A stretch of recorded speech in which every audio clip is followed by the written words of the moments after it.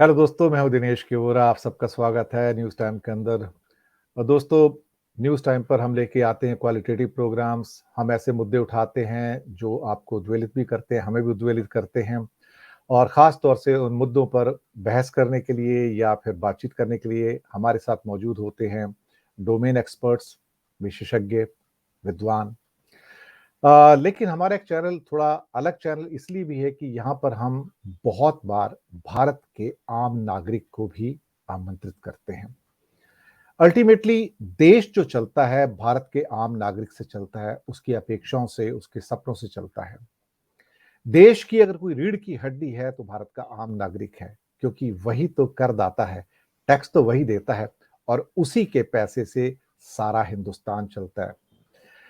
इसी करदाता को देखा जाए तो सम्मान की दृष्टि से देखा जाना चाहिए। हर व्यक्ति करदाता है, सारे 135 करोड़ लोग जो हैं सभी करदाता हैं, क्योंकि इनडायरेक्ट टैक्सेस तो सभी देते हैं ना। डायरेक्ट टैक्सेस भले ही कुछ देते होंगे, लेकिन इनडायरेक्ट टैक्सेस तो सभी देते हैं। तो हर व्यक्ति करदाता है और जो कर देता है उसका अधिकार भी होता है। और हमारे चैनल पे, न्यूज़ टाइम पे, हम उनको वो अधिकार देते हैं कि वो अपनी अपेक्षाओं को, अपने सपनों को, अपनी बात को आकर जनता के सामने, यानी कि अपने ही भाई बहनों के सामने कह सके। आज इसी कड़ी में आगे बढ़ते हुए नए वर्ष की शुरुआत में आप सबको हमारी शुभकामनाएं।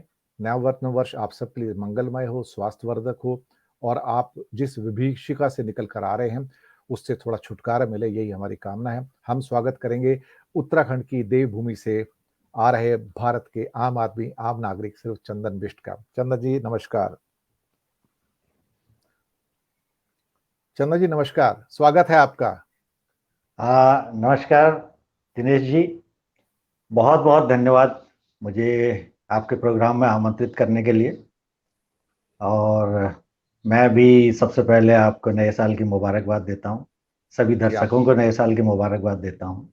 जी और बहुत बहुत बहुत शुक्रिया आपका, जो आपने एक आम आदमी के की आवाज़ को भी अपने प्रोग्राम में जगह दी है।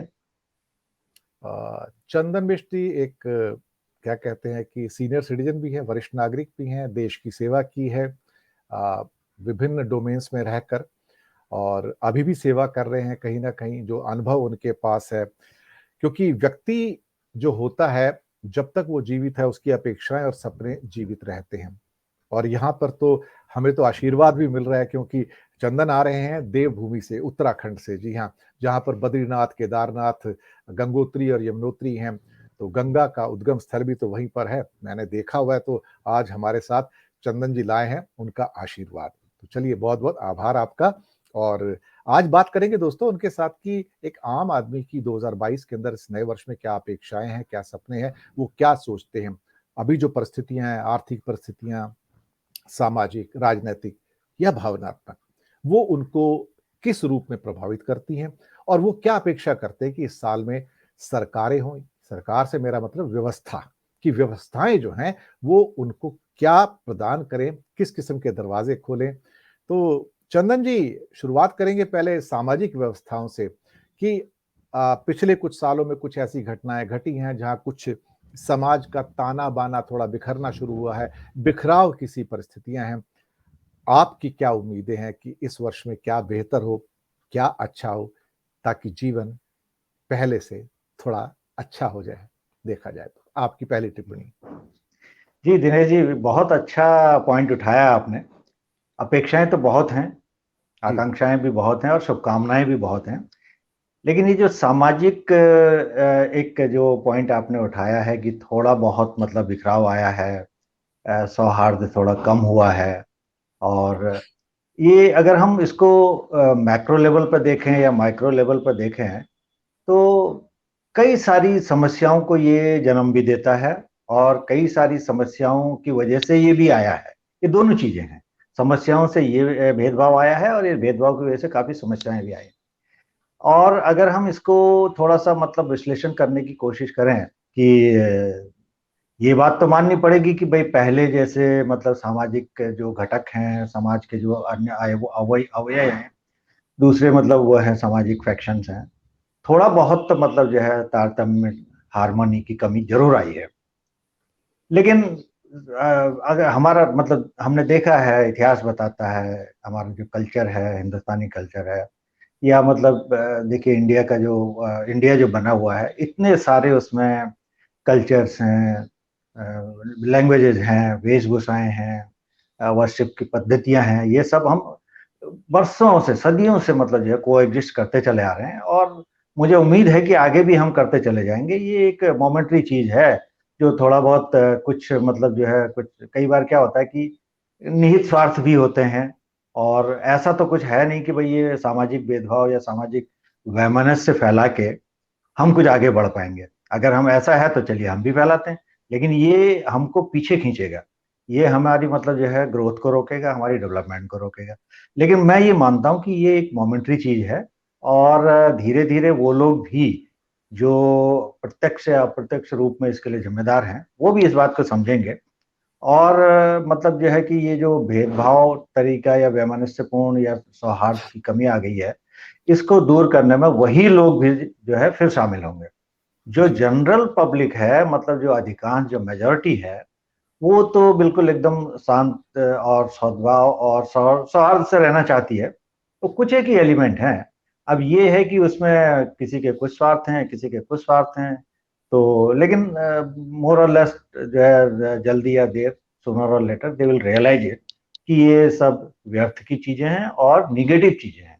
सबसे बड़ी बात है निगेटिव चीजें, इससे हमारे जीवन में बहुत निगेटिव फर्क पड़ेगा। कोई हमारा मतलब डेवलपमेंट होने वाला नहीं है, बल्कि डिसइंटीग्रेशन ही होगा। सीधी सी बात है, अगर हम आपस में ही एक दूसरे को न्यूट्रलाइज करने लग जाएं तो हमारी सारी एनर्जी जो है उसी में वेस्ट हो जाएगी। अगर हम उस एनर्जी को सब एक्युमुलेट करके हम आगे बढ़े तो हमारा डेवलपमेंट तो बहुत अच्छा हो जाएगा।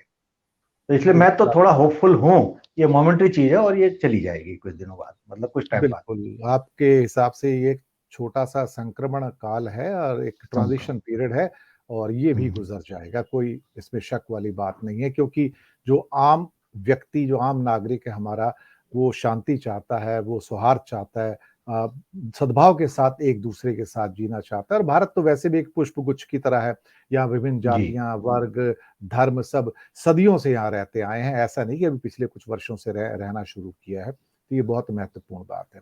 लेकिन उसके हम्म। बावजूद भी आप व्यवस्था से क्या अपेक्षाएं करेंगे कि समाज में सुधार के लिए, सौहार्द दोबारा से रेस्टोर करने के लिए उन्हें किस किस्म के प्रयास करने चाहिए, जिसमें आम जनता भी उनका सहयोग कर सके? हाँ, ये एक बहुत अच्छा प्रश्न उठाया आपने, कि बेसिकली देखा जाए तो व्यवस्था एक हम समझ सकते हैं कि जो जो लोग मतलब जो फील्ड में जो मतलब जनता है, उसके मुकाबले व्यवस्था का जो स्ट्रेंथ है वो कम है। तो इसलिए क्या होता है कि उनकी रीच थोड़ा कम हो पाती है। एक तो ये है।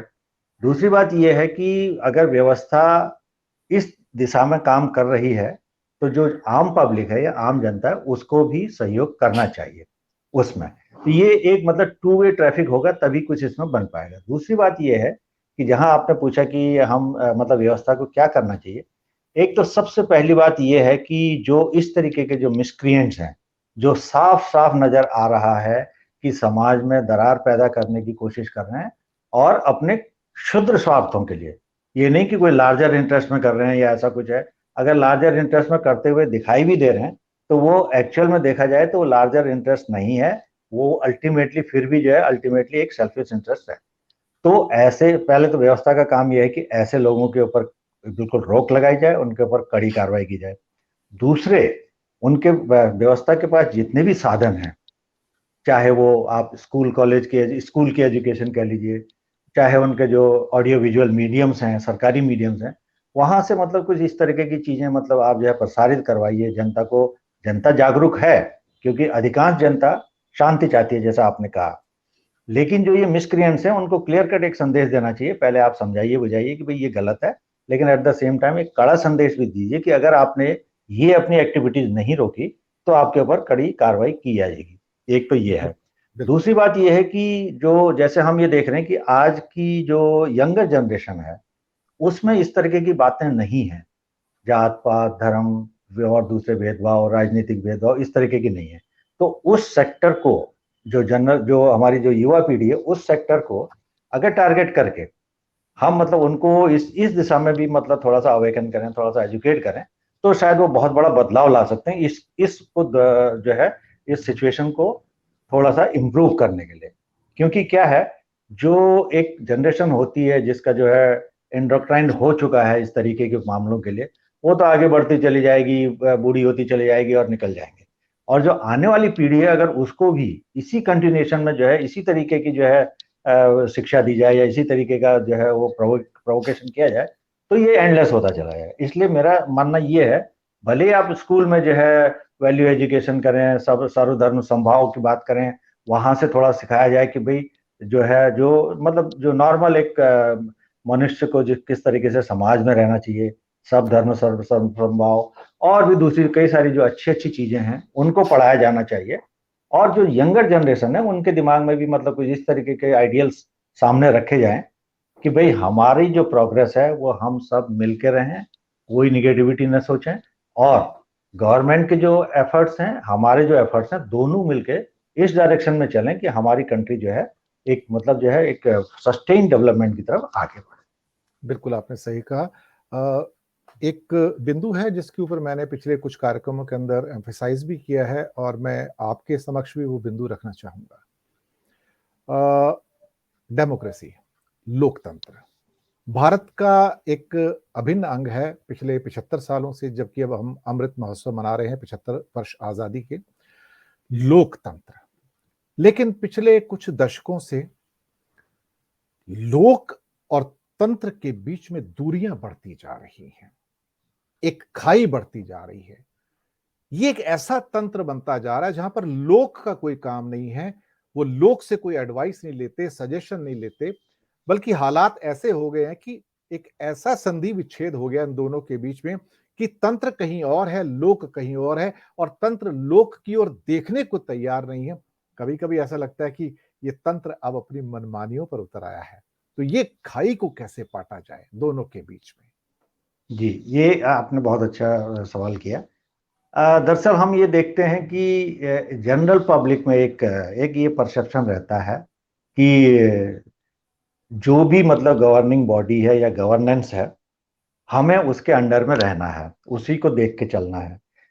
अब कुल मिला के हम देख रहे हैं पिछले कई सालों से ऐसा हो गया है कि पॉलिटिकल क्लास में भी, वैसे तो गिरावट कई जगह पे आई है, हर क्षेत्र में आई है, पॉलिटिकल क्लास में भी मतलब कुछ जो है इस तरीके के लोग आने लगे जो मतलब एक किस्म से कहना चाहिए कि जिनके दिमाग में या जिनके दिल में या जिनके इच्छा ये थी कि वो देश सेवा से ज्यादा अपनी सेवा करें, इन द सेंस कि अब उसमें होता क्या है कि चलिए ठीक है, एक बार आप राजनीति में आ गए हैं, आप अपनी कैपेसिटी, अपना कैलिबर, अपनी योग्यता से काम करके दिखाइए, तो पब्लिक आपको तालियां भी देगी, पब्लिक आपको वोट भी देगी। परंतु होता यह है कि हमारे पास ऐसी समस्याएं हैं या साधनों की कमी है या इच्छा शक्ति की कमी है कि वो काम नहीं कर पाते हैं। मतलब काम से जो है अपनी रेपुटेशन या अपनी जो क्रेडिट है वो नहीं बना पाते। इसलिए वो क्या करते हैं कि राजनीति में बने रहने के लिए, अपनी पावर में बने रहने के लिए, कुर्सी पर बने रहने के लिए वो कुछ दूसरे हथकंडे अपनाते हैं। तो ये जो हम देख रहे हैं, जो आपने लोकतंत्र की बात उठाई, नहीं तो आप देखिए हमारे पास कितना खूबसूरत संविधान है, कितनी खूबसूरत फेडरल स्ट्रक्चर है हमारे पास, कितना खूबसूरत हमारे पास जो है गवर्नेंस की जो है डायरेक्टिव प्रिंसिपल्स हैं। तो इनको अगर फॉलो किया जाता तो हमारा तो एक जो इंडिया स्टेट है तो आइडियल स्टेट बन जाता। लेकिन जैसे मैंने बोला कि बहुत कम लोग ऐसे हैं जो जनता के बीच अपनी ऐसी क्रेडिबिलिटी और ऐसी साख और ऐसी पॉपुलैरिटी बना लेते हैं कि जनता बिना कहे भी उनको जो है चाहती है कि आप हमारे सामने बने रहें, हमारे मतलब हम आपको ही चुनना चाहते हैं। लेकिन मेजोरिटी आजकल ऐसी आ गई है कि जो दूसरे हथकंडे अपनाकर बने रहना चाहती है। तो नेचुरली जब वो दूसरे मीन्स, तो उसमें अनफेयर मीन्स भी आ जाते हैं। Not only fair means but unfair means भी आ जाते हैं। जब एक बार अनफेयर मीन्स आ जाएंगे तो फिर उसमें जो है लोकतंत्र के जो प्रिंसिपल्स हैं वो कहाँ फॉलो होंगे। फिर उसमें जो है लोग तो अलग हो जाता है, फिर तंत्र में वो लोग बैठ जाते हैं और उसी को एंजॉय करते हैं। 5 साल बीत जाते हैं तो फिर कोशिश करते हैं कि किस तरीके से दूसरा टर्म आ जाए। तो ये कमोबेश हर पार्टी में हो गया है और हर जगह देखा जा रहा है। तो अब लोकतंत्र अपने आप में तो मतलब एक ऐसी व्यवस्था है कि मतलब उसका तो कोई सानी नहीं है। दुनिया भर में इतने देशों ने इसको अपनाया है और भारत को तो एक आइडियल लोकतंत्र माना जाता है, सबसे बड़ा लोकतंत्र माना जाता है। तो हमें तो एक्चुअली नजीर पेश करनी चाहिए थी कि देखिए इतना बड़ा होने के बावजूद भी हमारे पास इस व्यवस्था को चलाने के लिए कितने अच्छे लोग हैं और कितने अच्छे तरीके से हम इसको चला पा रहे हैं। लेकिन हुआ वही है, क्योंकि वो लोग जो है कुछ मुट्ठी भर लोग हैं, लेकिन तो अपने स्वार्थ के लिए वो जनता से कट जाते हैं, क्योंकि उनके पास दिखाने के लिए काम नहीं है। और दूसरा एक कदम से ये भी कहना चाहिए कि उनके पास जनता के पास जाने के लिए कोई मतलब वो नहीं है, हिम्मत नहीं है, या मतलब कुछ ऐसा मुंह दिखाने लायक वाली बात नहीं, क्योंकि उन्होंने देख लिया है कि भाई हम एक तो जो है अनफेयर मीन्स से जो है इस कुर्सी पे आ गए हैं, दूसरा हमारे पास कुछ करने को करके दिखाने के लिए या किया हुआ दिखाने के लिए कुछ नहीं, इसलिए भी वो जनता से कट जाते हैं, अपने आप को वो मानने लगते हैं। जैसे कई बार लोग बोलते हैं कि भाई डेमोक्रेसी की डेफिनेशन हर कोई जानता है, for the people, by the people, of the people. लेकिन होता क्या है कि जैसे ही वो लोग वहां पर पहुंचते हैं तो वो ये सोचते हैं कि हम तो राजा हो गए, अब राजा हो गए तो प्रजा से हमारा कोई लेना देना नहीं है, या प्रजा हमारे पास क्यों आए, या हम प्रजा के पास क्यों जाए। तो ये लोकतंत्र का जो क्षरण हुआ है ना, ये भी थोड़ा सा मतलब चिंता में डालता है कि ये आगे जाके एक कैओस को जन्म देगा। अगर अगर डेमोक्रेटिक व्यवस्था रहती है तो उसमें बहुत सारे चेक्स एंड बैलेंसेज हैं, लेकिन अगर ये इस तरीके से लोकतंत्र को अगर डिफाई किया गया तो वो सारे चेक्स एंड बैलेंस छूट जाएंगे और एक किस्म से कैओटिक सिचुएशन बनेगी। बिल्कुल आपने सही कहा। अब हम आते हैं दूसरे महत्वपूर्ण तथ्य पर, आर्थिक व्यवस्था में जो महंगाई है। महंगाई डायन खाया जाता है। पिछले एक साल में आशीष बढ़ी है और हमारी पॉकेट्स के ऊपर डाका भी डाला है। सारे के सारे इनपुट्स, आटा, तेल, चावल, दाल, इसके अलावा चाहे घर के आपके इलेक्ट्रिकल अप्लायंसेज हों, इलेक्ट्रॉनिक अप्लायंसेज हों, या फर्नीचर हो, या घर हो, या सीमेंट हो, लोहा हो, शायद ही कोई ऐसी चीज छुटी होगी जिसके अंदर बहुत ज्यादा महंगाई ना हुई हो। और खाने पीने की चीजों में तो बहुत ही ज्यादा वृद्धि हुई है, जिससे आम आदमी त्रस्त हुआ है। वेजेस बढ़े नहीं हैं बल्कि घट गए। कोरोना काल के अंदर लोगों की नौकरियां चली गई। तो इस महंगाई ने तो वास्तव में ही आम आदमी को मार दिया है। बहुत आप बहुत आप और हम दोनों ही आम आदमी हैं देखा जाए तो, भारत के। तो हम तो इस व्यथा को भी भोग रहे हैं, इस त्रासदी को भी भोग रहे हैं, और सामने से कोई उम्मीद भी नजर नहीं आती कि भाव कहीं कम हो जाएंगे। आपकी टिप्पणी। हाँ, ये एक बहुत महत्वपूर्ण मुद्दा है कि अब जैसे महंगाई है, मैं फिर अपनी उसी बात को दोहराता हूँ कि हालांकि ये एक कोई तनकीद नहीं है, कोई टिप्पणी या क्रिटिसिज्म नहीं है।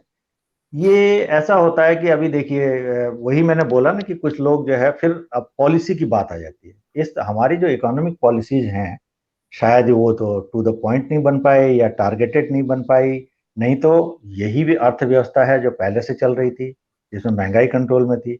और ऐसा नहीं है, महंगाई पहले भी थी, लेकिन इस तरीके से मतलब जो है बेलगाम नहीं हुई थी। एक तो ये है। तो वही बात आती है, कहीं पे पॉलिसी पैरालिसिस है, या कहीं पे मतलब जो है फोरसाइट नहीं है। और दूसरी बात फिर वही कि अब सिंपली जो है आप टैक्स लादे चले जाएं पब्लिक के ऊपर, तो ये तो कोई सॉल्यूशन नहीं है। कि जैसे वो किसी का एक वो है ना कि अगर कोई देश अपने आप को टैक्सेस से जो है डेवलप करने की कोशिश कर रहा है, तो वो उस तरीके से वो उस आदमी की तरह है जो आदमी एक बाल्टी में खड़ा है और अपने आप को ऊपर उठा रहा है। ये बिल्कुल वैसे ही है। तो हमें मतलब जो है इस तरीके की मतलब सरकार को भी पॉलिसी बनानी चाहिए कि जो रिसोर्सेज की कमी नहीं है, आप जो है जहाँ पे इकोनॉमिक जो है लीकेज है वहां पे उसको प्लग कीजिए, और ऐसी पॉलिसीज बनाइए जो कि नीचे परकोलेट हो। गवर्नमेंट ने बहुत अच्छी पॉलिसीज भी बनाई है जहां पे मतलब डिस्ट्रीब्यूशन का है, ये है वो है, लेकिन कहीं ना कहीं डाउन द लाइन जो है आते आते वो सारा उसमें कुछ इस तरीके का कुछ एवरेशन आ जाता है कि मतलब आम पब्लिक को उसका फायदा नहीं मिल पाता, और बीच वाले जो लोग जो जो मिसक्रिएंट लोग हैं वो उसका फायदा उठा के बीच में मतलब जो है उसको बढ़ाते रहते हैं। या महंगाई को कई सारे कारण वो भी हैं, वो आपने तो सही कहा कि भाई हर क्षेत्र में महंगाई बढ़ी, और कई सारी चीजें तो इंटर रिलेटेड है। अगर आपने डीजल का पेट्रोल का भाव बढ़ा दिया तो ट्रांसपोर्टेशन बढ़ेगा, ट्रांसपोर्टेशन बढ़ेगा तो जो डेली की जो नीड जो कॉमन कमोडिटीज है उनका प्राइस बढ़ने ही वाला है। तो ये एक तो इंटरकनेक्टेड ये चीजें हैं। दूसरी बात ये है कि वही बात आई ना कि अगर आप पब्लिक को ये समझेंगे कि भाई पब्लिक तो एक मिल्च काव है, आप जितना जो है दूध निकालना चाहें निकाल लीजिए, कुछ नहीं बोलेगी। तो ये भी एक मतलब होना चाहिए, या हम लोग ने तो अपने संविधान में बोला है कि it is a welfare state. Government को जो है पब्लिक के वेलफेयर के लिए काम करना है, तो ऐसी पॉलिसीज बनाई जाए जहां पे मतलब प्राइसेस कंट्रोल में हो, और जो लीकेजेस हैं उनको जो है प्लग किया जाए, सही ढंग से मतलब जो है प्लानिंग वाली जो जो भी स्कीम, बहुत अच्छी स्कीम बनाई है, गवर्नमेंट की स्कीम्स काफी अच्छी हैं, लेकिन उनका इम्प्लीमेंटेशन और उनका जो है ग्राउंड लेवल पर उतरना कई बार ऐसा हो जाता है कि मतलब ना तो वो फ्रूटफुल हो पाती हैं, और सारा का सारा जो है जो भी उसमें पैसा लगा हुआ है, जो भी उसमें जो है कैपिटल लगी हुई है, वो डाउन द ड्रेन चली जाती है। इसलिए भी ये है कि हमारा काफी पैसा बर्बाद हो रहा है, और जो है उसका जो एम है, जो पर्पज है, वो अचीव नहीं हो पा रहा। सामाजिक और आर्थिक अपना राजनीतिक को दोनों को पहले पॉइंट पे हमने कवर किया था, और अभी ये महंगाई के मुद्दे को कवर किया है। और ऐसे कौन से एक दो मुद्दे हैं जिन्हें आप समझते हैं कि जो आम आदमी के हिसाब से बहुत इंपॉर्टेंट हैं और जिस पर गौर करने की जरूरत है? क्या हाँ, ये एक, डेमोग्राफिक डिविडेंड या लायबिलिटी उनमें से एक हो सकता है? हाँ, ये भी है डेमोग्राफी का जैसे हम लोग बोलते हैं ना, जो गांव में पहले वो बात बोलते थे कि भाई जितने इतने मुंह दिए हैं उतने हाथ भी दिए हैं, यानी कि जितने लोग हैं उतना ही ज्यादा हमको जो है काम भी मिल जाएगा, हम कमाएंगे भी। लेकिन होता क्या है, ये डिस्पैरिटी कहाँ पे आ गई? जैसे मैंने एक एग्जांपल दिया आपको कि भाई यूएसए और यूरोप, काफी इनकी कंट्रीज में जो है बहुत कम पॉपुलेशन है, लेकिन उस पॉपुलेशन का जो है ना वर्थ वाइल, ठीक है थोड़ा बहुत एवरेशन वहां भी होगा, लेकिन वर्थ वाइल जो है उसका उपयोग हो जाता है। वो उपयोग क्यों होता है?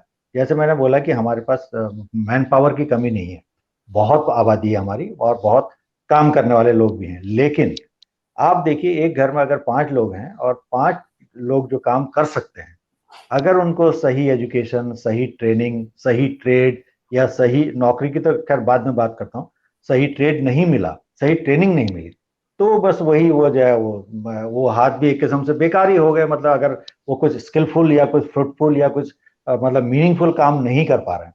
दूसरी बात ये है कि अभी जैसे हमारे यहाँ पर क्या है कि शिक्षा को रोजगार यानी कि बेसिकली नौकरी से जोड़ दिया गया है, कि हर माँ बाप ये चाहते हैं कि उनका बच्चा पढ़ाई करे, अच्छी पढ़ाई करे, और एक अच्छी नौकरी लेके अच्छी जिंदगी व्यतीत करे। हालांकि अब धीरे धीरे पिछली सरकारों ने, कई ने ये किया है कि भाई रोजगार का मतलब सिर्फ नौकरी नहीं होता, आप कुछ जो है अपना भी जो है स्टार्टअप कर सकते हैं, अपना भी काम कर सकते हैं। तो इस दिशा में ज्यादा काम किया जाए तो मेरे ख्याल से वो बेटर रहेगा कि अच्छा, जैसे गवर्नमेंट की काफी स्कीम्स हैं, लोन की स्कीम्स हैं, स्टार्टअप्स की हैं, लेकिन होता वही है कि जो जो टारगेटेड जो फैक्शन है, या टारगेटेड जो ऑडियंस है, या टारगेटेड जो लोग हैं, उनके पास जानकारी का अभाव, या वहां तक पहुंच किसी तरीके से पहुंचने का अभाव है।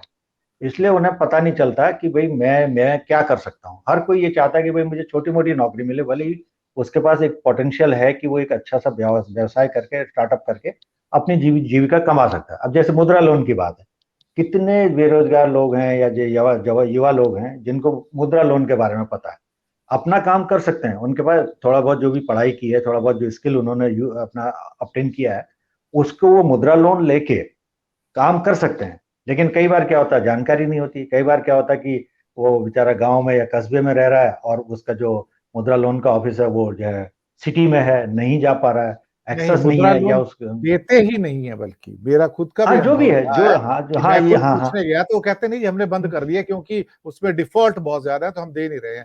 लेकिन वो ये अच्छा नहीं अच्छा, कहती कि हम आपकी एप्लीकेशन को कंसीडर नहीं करेंगे, आप रख जाओ एप्लीकेशन, लेकिन वो किसी ना हाँ किसी हाँ, बहाने से रिजेक्ट कर देंगे क्योंकि उन्हें लोन नहीं देना है एक्चुअली। लोन तो नहीं देना है, और यही, ग्राउंड लेवल पे हाँ वो दे ही नहीं रहे हैं वो। हाँ, और यही जो अनरिटन कोड जो है, या अनरिटन जो क्या कहना चाहिए प्रैक्टिस, यही बैंक्स में भी आ गई है। अगर बैंक ही जो कर रहे है हैं, कोई, बैंक ही कर हाँ रहे हैं ये। हाँ, अगर जैसे अगर कोई डिफॉल्ट करता है, तो बीच में हम लोगों ने सुना था, कि देखा तो नहीं था, ऐसा सर्कुलर आया है कि द लोन सैंक्शनिंग अथॉरिटी यानी कि manager will be held responsible in case of the default. तो नेचुरली भाई वो अपनी प्रिकॉशन लेगा, वो बोलेगा मैं क्यों भाई अपने अपनी नौकरी अपनी गर्दन फंसाऊं। अच्छा, दूसरी बात ये भी है, जैसे पिछले दिनों हम लोगों ने देखा था, इसकी जो मुद्रा लोन की जो 3 कैटेगरीज हैं, शिशु, युवा और जो भी है वो, एक शायद 50,000 है, और दूसरा शायद 5 लाख है, और 5 लाख से ऊपर है। तो उसके जब आंकड़े गिनाए गए, तो वो ये बोले कि मतलब जैसे दिए थे, ये सरकारी आंकड़े थे, कि नंबर ऑफ लोन्स, मतलब जितना, जैसे अगर सपोज बोल रहे हैं कि हमने 10 करोड़ लोगों को लोन दिया गया, तो 10 करोड़ में से 9 करोड़, 9.5 करोड़ जो है वो शिशु लोन वाले हैं, जो 50,000 से नीचे है। 50,000 में उसके तो एक बाद जो है, ठेला भी नहीं लगता है, एक ठेला भी हाँ नहीं वो लगता है। एक ठेला भी नहीं लगता। अच्छा, दूसरे जो कैटेगरी है, जो युवा लोन है 5 लाख वाली, उसमें समझ लीजिए 20,000 है, या मतलब 25,000 है।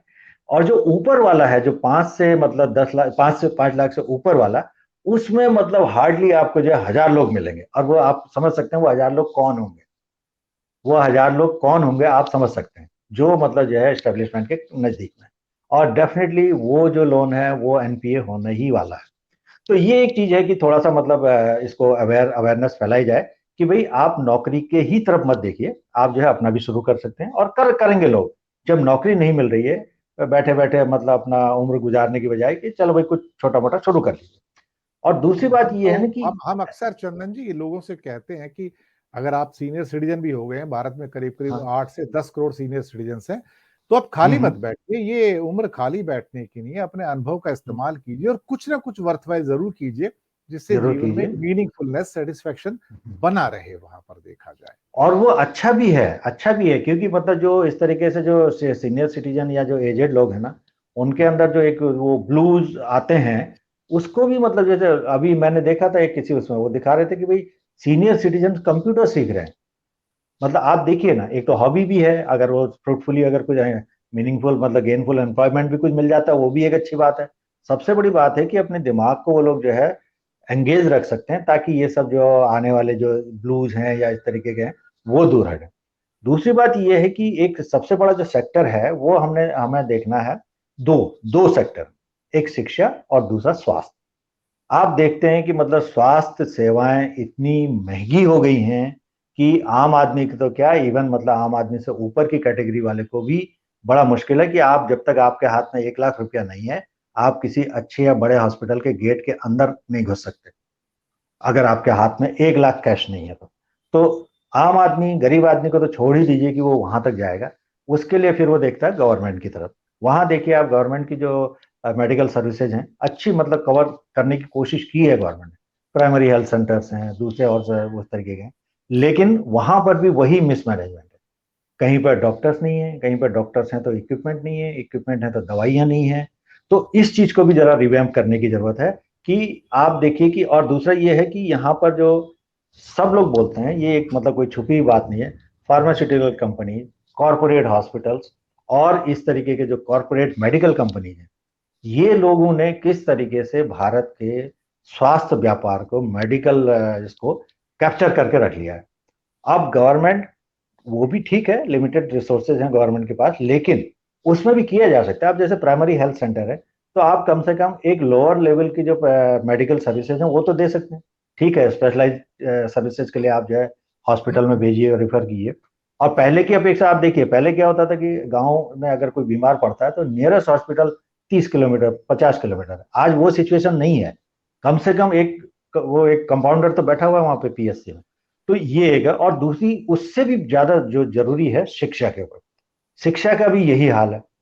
मैं अभी देख रहा था उसमें कि भाई ये कुछ, अभी मैं नाम तो लेना उचित नहीं था, फिर भी ये डोमेन में है, दून स्कूल, बॉम्बे के जो है अंबानी स्कूल, इनकी जो फीस जो है 12 लाख से शुरू होती है, एनुअल फीस, प्लस बाकी तो छोड़ दीजिए, टर्म फीस और ये है बाकी उनकी, ठीक है, बसें एयर कंडीशन है, क्लासरूम एयर कंडीशन है, वो ठीक है, वो बड़े लोग अफोर्ड कर सकते हैं। लेकिन आप देखिए कि उसी के मुकाबले में एक जो बीच के लेवल के हैं, जो कॉन्वेंट स्कूल हैं जो नए नए खुल गए हैं, वो भी कम महंगे नहीं हैं। अल्टीमेटली गरीब आदमी का जो है और रिकोर्स बचता है कि आप जो है या तो मतलब म्यूनसिपलिटी के स्कूल में भेजिए बच्चे को, या आप वहां पर देखिए कहीं जो है क्लासरूम ठीक नहीं है, छतें नहीं है, स्कूल की बिल्डिंग ठीक नहीं है, टीचर्स हैं आते नहीं है, या उनका स्टैंडर्ड भी वैसा ही है। तो वहां पर क्या है देखिए, हाँ, बच्चियों के लिए टॉयलेट नहीं टॉयलेट है, की सुविधा नहीं है, टॉयलेट जिसकी नहीं वजह है, से वो स्कूल हाँ, छोड़ देती है। छोड़ देती है। हाँ, कई बार क्या होता है कि मतलब जो है इस तरीके का है, कहीं पे जो है बीच में नदी पड़ जाती है, वहां से नहीं आ पा रहे हैं, तो वो स्कूल बनाने का कोई फायदा नहीं है। तो बेसिकली इसमें ये हो जाता है कि हम लोग जो है, अगर अगर हम लोग ये करें कि अगर हम लोग ये करें कि मतलब जो है ना कि इसमें, जी बात जारी रखिए अपनी आप। हाँ, अगर हम लोग ये चाहते हैं कि भाई, ये देखिए, अगर नॉर्मल में भी जैसे मतलब पुराने संस्कृत के जो सुविचारित सुवाक्य हैं या सुभाषित हैं, विद्या ददाति विनयम, सा विद्या या विमुक्त, वही विद्या है जो मुक्ति प्रदान करती है। अब ये मुक्ति प्रदान करने का मतलब मोक्ष नहीं है, मुक्ति प्रदान मतलब अज्ञानता से मुक्ति, अज्ञानता जहालत से मुक्ति, या इन सब चीजों से। तो एक बार अगर हम अपना एजुकेशन करें, एक तो सबसे बड़ी बात यह है कि जो करिकुलम है, करिकुलम अगर एक कर दिया जाए सारे सारे उसमें। मुझे याद है अभी पिछले करीब 2-3 साल या 4 साल पहले इलाहाबाद हाई कोर्ट ने एक ऑर्डर पास किया था, ऑब्जर्वेशन नहीं, ऑर्डर पास किया था कि जितने भी आसपास में जितने भी ये हैं, जितने भी स्कूल्स हैं, म्युनिसिपल स्कूल्स, सारे के सारे bureaucrats, police officers, government officers, state and central के सारे के सारे, उनके बच्चे जो है म्युनिसिपल स्कूल में पढ़ेंगे। ये उन्होंने मैंडेट किया था, ताकि अगर डीएम का बच्चा वहां पढ़ रहा है तो डीएम साहब जो है हफ्ते में नहीं तो कम से कम 15 दिन में स्कूल का एक चक्कर जरूर लगा लेंगे, तो कम से कम उसी बहाने स्कूल की कुछ दशा सुधर जाएगी। या और जो दूसरे हैं, लेकिन क्या हुआ, मुझे नहीं लगता कि एक भी बच्चा कुछ जाएगा ही नहीं। वो एट द मोस्ट अगर शक्ति होगी तो वो डीएम साहब जो है अपने बच्चे को दिल्ली भेज देंगे। बिल्कुल आपने सही कहा। और ये दरअसल ये पूरे समाज के अंदर इस किस्म की जो एक तो क्या ये कहते कई हैं सारे सोच पॉइंट्स है। ऐसे हैं जिसके ऊपर देखना चाहिए, मतलब जो है ना, शिक्षा, स्वास्थ्य, सामाजिक सौहार्द, और सबसे बड़ी बात तो अभी हम तो ये चाहते हैं कि ये जो पैंडेमिक है ना कोरोना का, इससे निजात मिले, न सिर्फ हमारे देश को बल्कि पूरे विश्व को। बस यही अपेक्षा है नए साल में, और क्या कह सकते हैं। हम भी लोगों से अपेक्षा करेंगे कि वो मास्क का इस्तेमाल करते रहें, और हम अपने चैनल से यस, यही हमेशा कहते आए हैं, सोशल डिस्टेंसिंग का पालन करें। उन लोगों को ना देखें जो नहीं कर रहे हैं। आप क्या कर रहे हैं अपने आप को सुरक्षित रखने के लिए, आप जरूर कीजिएगा, क्योंकि आप करेंगे तो कम से कम 10 व्यक्ति ऐसे होंगे जो आपसे प्रोत्साहित होंगे और वो भी मास्क लगाना शुरू कर देंगे। इसी में हमारी सुरक्षा है। अल्टीमेटली बिल्कुल सही। हॉस्पिटल जाने से तो अच्छा है कि हम मास्क पहने और सोशल डिस्टेंसिंग का पालन करें, और जो भी हमारी एहतियात बरती जा सकती हैं उसे जरूर बरतना शुरू करें। तो ये बिल्कुल सही दोस्तों, कहा आपने, ये तो और भी जरूरी हो गया है क्योंकि अभी गवर्नमेंट ने डिक्लेयर कर दिया है कि ऑफिशियली थर्ड वेव शुरू हो चुकी है। बिल्कुल हम अपने चैनल से लगातार अपने जो कार्यक्रम है उनके माध्यमों से लोगों से इस किस्म की अपील करते आए हैं, और ये चैनल्स ही होते हैं जो लोगों तक संदेश पहुंचाते हैं, वहां तक बात पहुंचती है। और आज हमारे साथ तो हमारी खुशकिस्मती है कि देवभूमि से हमारे साथ जो एक हमारे आम नागरिक श्री चंदन बिष्ट जी आए हैं, पर आज से वो नाम आम आदमी नहीं है, क्योंकि वो चैनल पे आकर उन्होंने बहुत अच्छी बात की है। आज से वो भी एक खास आदमी बन गए हैं। तो चंदन बिष्ट जी आए थे आम आदमी बन के, और यहाँ से वापस जाएंगे एक खास आदमी बन के, जो अपनी अपेक्षाओं को, सपनों को आकर व्यक्त कर सकता है, क्योंकि प्लेटफॉर्म सबको चाहिए।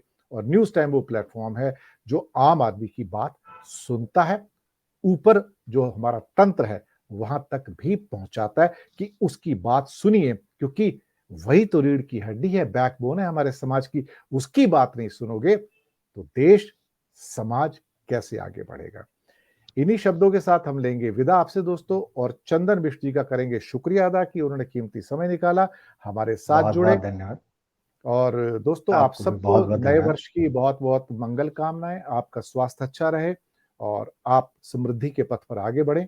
और इन्हीं शब्दों के साथ लेते हैं विदा।